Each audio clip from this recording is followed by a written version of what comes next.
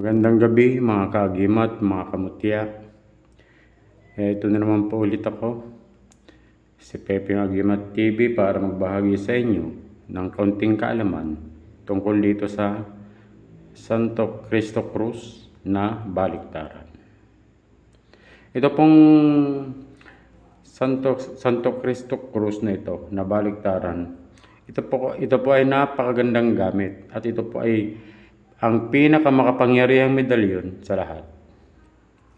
Hindi ito kasing sikat ng mga gaya ng mga Saint Benedict o yung Tres Pico, pero ito po ang medalyong pinakamalakas sa lahat dahil ito po ay mismong si Jesus Christ na ating Panginoon ang mismong nandito. Alam naman po natin lahat yan. Ito po ay napakagandang gamitin, lalo na po sa mga walang alam sa mga bagay-bagay ng pagdidibusyon o kung anumang orasyon. At ang kailangan lamang po dito ay dadasalan lamang sa araw-araw, sa pagising o bago matulog. Yung normal na dasal natin, Ama namin, Aba Ginong Maria, sumasampalataya. Ito po ay hindi na po kailangang dibusyonan, dahil ito po ay mismong si Jesucristo ang ating Panginoon na ang narito. Ito po ay pwedeng itangan na kung gugustuhin nyo.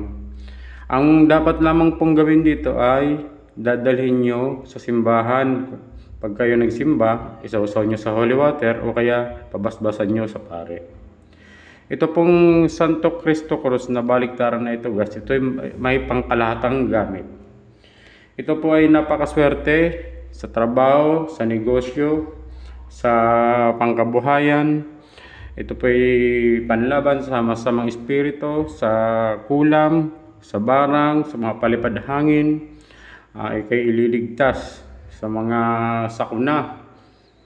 At kung ikaw man ay may nagtatangka sa iyo, ikaw ay maliligtas dahil ikaw ay lulukuban ng kapangyarihan ng Diyos. Dahil po mismong Panginoon natin ang narito. Alam naman po natin lahat yan. Kaya po ito ay napakagandang gamit, dahil po mismong ang ating Diyos na ang makikita natin dito.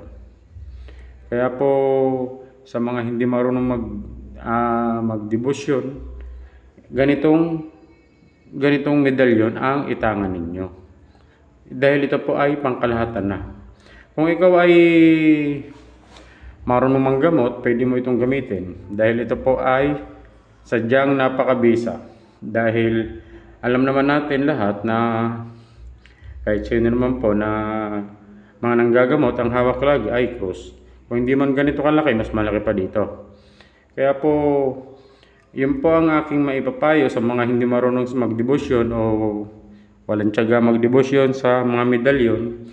Ganitong medalyon po ang inyong itangan, para po hindi na kayo magdasal araw-araw ng 49 days magdebosyon araw-araw. Kung itong gamit nyo, okay na yun na isuot nyo na lang, basta ito ay dadasalan nyo rin yung normal na dasal natin. Hawak-hawak nyo lang ito pag alam mo, bago matulog at pagkagising sa umaga. Ganun lang po yun. Sana po may natutunan kayo sa aking ibinahagi sa gabing ito. Salamat po sa mga nag-subscribe na mga bago, sa mga nagla-like and share ng aking mga videos. Maraming salamat po sa inyo. Sa mga hindi pa po nakakapag-subscribe, paki-subscribe po naman. Maraming salamat po sa inyong lahat.